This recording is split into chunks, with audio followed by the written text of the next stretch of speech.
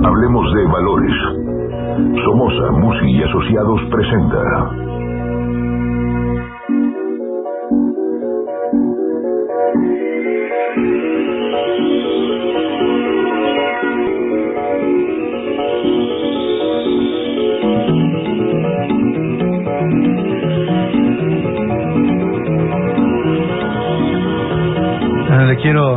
Le quiero dar, como siempre, la bienvenida con mucho cariño a mi querido Manolo Somoza, y te agradezco, como siempre, en estar con nosotros aquí en Somoza, Musi y Asociados. ¿Cómo estás, querido Manolo? ¿Cómo has venido viendo todo el entorno, las reacciones del Banco Mundial, todo lo que está pasando en este momento en el mundo y en México? ¿Cómo lo observas? Bien, Pedro, muy buenos días a ti y a toda tu audiencia. Yo quería platicarte precisamente de eso, porque hay un elemento que es el que va a marcar finalmente el rumbo de los mercados, y casi no se habla de él porque la gente, y no es una crítica, no tienen por qué estar muy al pendiente de ello, es la tasa de interés. Finalmente, lo que pase con las tasas de interés nos va a decir mucho de lo que está y va a suceder.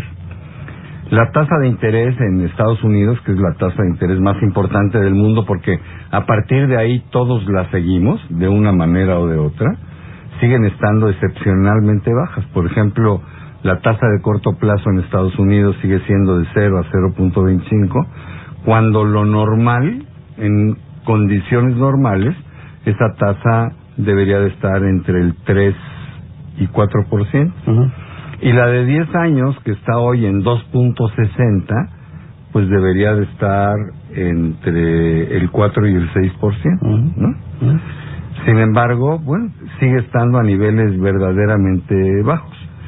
Esto fue provocado deliberadamente por la Reserva Federal con todo mecanismos de estímulos monetarios para tener las tasas abajo.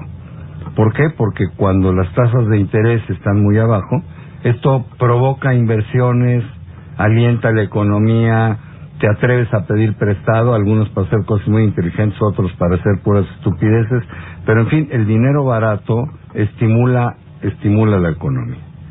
Pues bien, el gran temor es que ahora que se está saliendo Estados Unidos de los estímulos monetarios, esa tasa de interés vuelva a los niveles normales.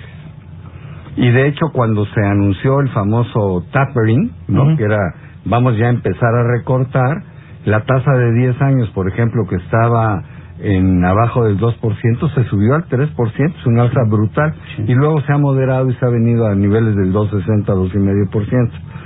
Pero no cabe la menor duda que el único camino que tiene es hacia arriba. ¿Por qué? Porque está en mínimos históricos, tanto de la de corto como la de largo plazo. Aquí la gran pregunta es, ¿en cuánto tiempo?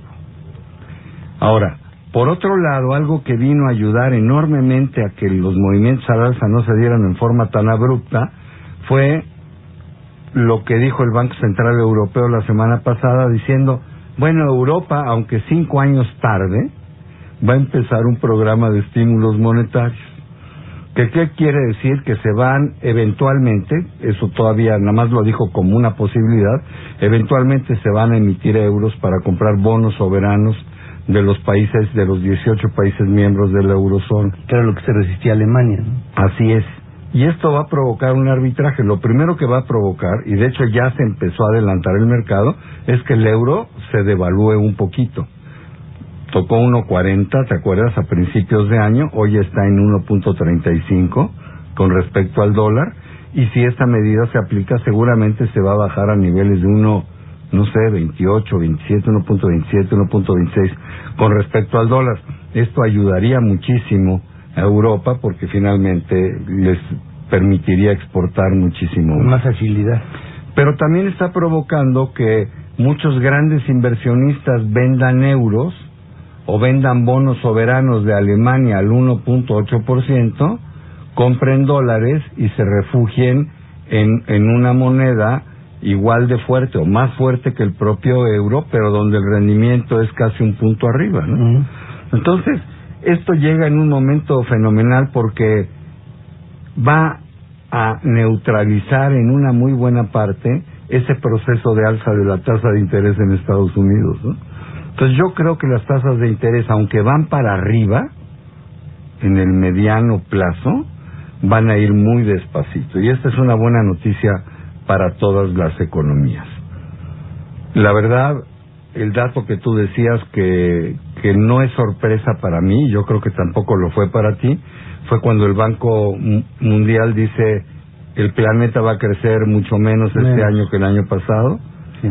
Bajó la proyección del 3.2 al 2.8%, y si te pones a ver es que las locomotoras del crecimiento mundial pues se frenaron. Estados Unidos tuvo un menos 1% en el primer trimestre, China bajó su nivel de crecimiento, Europa, que es otro motor, va jalando pero muy despacito. Los países emergentes, que ya suman como una cuarta parte de la economía mundial, los famosos BRICS, Brasil, Rusia, India y China, también se están estimando crecimientos menores. Entonces, bueno, pues lógicamente la perspectiva de crecimiento para el mundo en este 2014 no es tan buena como se esperaba antes. Sin embargo, me llamó la atención que no movieran la estimación del 2015 y la dejaran en el 3.4%. Regresando a México, yo te diría que en todo este entorno que platico, la decisión de Banxico me pareció adecuada. Y fue producto de que se abrió una ventana de oportunidad con la decisión que tomó el Banco Central Europeo, y si bien coincido con muchos analistas de que el bajar la tasa de interés en México de corto plazo del 3,5 al 3 no nos va a producir un impacto tremendamente positivo, bueno, pues también coincido en que no nos va a dañar. Va a abaratar el costo de financiamiento del gobierno, va a abaratar en algo el costo de financiamiento de empresas y particulares, porque el crédito debe de también bajar un poquito en relación a su costo. Ayudó a que el peso no se revaluara para seguir siendo muy competitivos en materia de exportación, que sigue siendo el único motor que está jalando en la economía mexicana, porque los demás, pues digo, están apagados. Las reformas, cuando entren, pues van a dar sus beneficios si salen como tienen que salir por ahí del 2016, ¿no? Y el mercado interno no se hace más robusto, el gasto público pues no lo sentimos que esté cayendo como debiera de caer, o por lo menos con la rapidez que debiera de caer. Entonces, pues yo creo que fue una medida atinada, aprovechando esa ventanita. Si las tasas de interés en Estados Unidos rebotan y se van un poco para arriba, pues Banco de México tendrá que rectificar, pero el tiempo que dure es bueno, o sea que yo esa medida la aplaudo. Así la veo, en términos muy generales. Muy generales.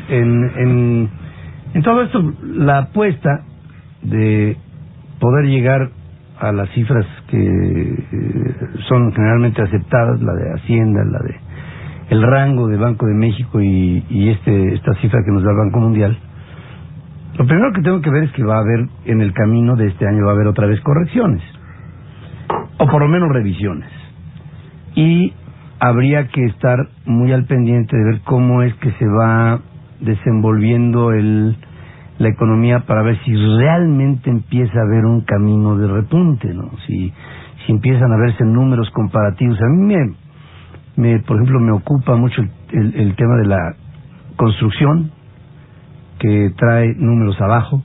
Sí, y que además utiliza muchísima mano de obra. Muchísima, y hay muchos sectores que confluyen en la construcción. Veo, por ejemplo, fíjense, ahora ahí nos vamos a enterar, esta organización enorme para la construcción en México que se llama Exposiac, la acaban de comprar los ingleses, ante la expectativa de que el mercado de la construcción pasó por un momento muy bajo, en el que llegan los ingleses, tendrán toda una influencia sobre lo que serán los entes y los insumos de la construcción en México para de aquí en adelante, y creo que todo esto lo único que nos está marcando son indicadores complejos cuando las vivienderas no acaban de recuperarse. Yo diría que ahorita la condición de la construcción de vivienda, que es un insumo que tiene que estar constantemente generando casas, lo veo muy ralentizado, muy lento, y el tema del presupuesto derramado en la infraestructura, no estoy viendo la ejecución de grandes obras. Eso es lo que más preocupa, Pedro.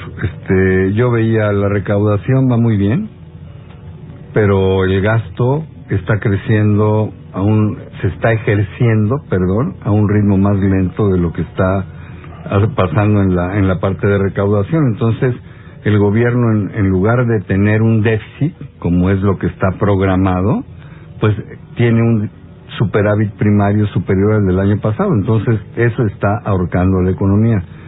Yo me hago la misma pregunta que tú. ¿A dónde va todo ese gasto que nos dicen que se ha ejercido? Si simplemente va a sueldos, a gasto corriente, a gasto de administración, pues nunca va a impactar como tiene que impactar. No. ¿Dónde está el gasto de inversión? ¿No? A eso te refieres. ¿Dónde está el gasto de infraestructura? Ese es importantísimo que se empiece a ejecutar, porque eso es lo que va a causar la derrama, y ahí es donde yo creo que se están dando los atrasos, ¿no? Y el tema de la economía informal, Manuel. Bueno, este sí es un drama. Yo ahí sí coincido 100% contigo. La vemos con complacencia, y es un cáncer, porque tener tantos millones de mexicanos que contribuyen con tan poquito, pues hace que la carga para los demás sea demasiado pesada, y sobre todo demasiado observada, ¿no? Por un lado, demasiada observación, y por el otro lado, yo entiendo que tiene que haber un control de gobernanza. No, sí. Lo que no puedo entender es que haya un 60% de la población activa en este país a nivel económico que esté libre. Sí, todo apunta a que, estar en la informalidad es lo más conveniente. Es lo de hoy. ¿No? ¿Sí? Es el deporte nacional. Y que te fuerzan a irte ahí. Que evidentemente de ningún momento estoy haciendo un llamado, me decía el otro día una persona en una conferencia: Pedro, deberías de invitarnos a todos a que haya una desobediencia civil. Espérame. No, si no es por ahí. Lo que tendríamos que entender es que debe haber el ejercicio parejo de un Estado de Derecho. Y se deben de dar estímulos para que la gente salga de la informalidad y se vengan a la formalidad. Que además, cuando se propuso la reforma fiscal, yo me acuerdo de las palabras de Luis Videgaray: habrá cola de personas que van a venir aquí a inscribirse a la economía informal, a la economía formal. ¿Cola?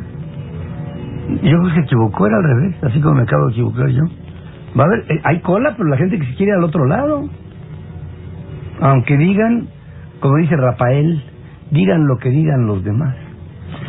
Gracias, como siempre, querido. ¿A dónde podemos comunicarnos contigo? Mira, nuestro teléfono es muy fácil.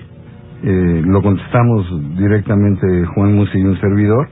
Es el 8000-2361 y 2362, 8000-2361. Y también todos los días contestamos todos los tweets que nos llegan, ¿no?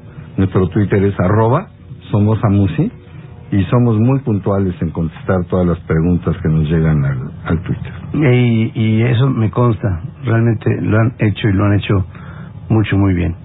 Como siempre, gracias por estar aquí conmigo esta mañana. Gracias a ti, Pedro. Gracias, y buen fin de semana, querido. Lo mejor para ti. Hablemos de valores. Somoza, Musi y Asociados presentó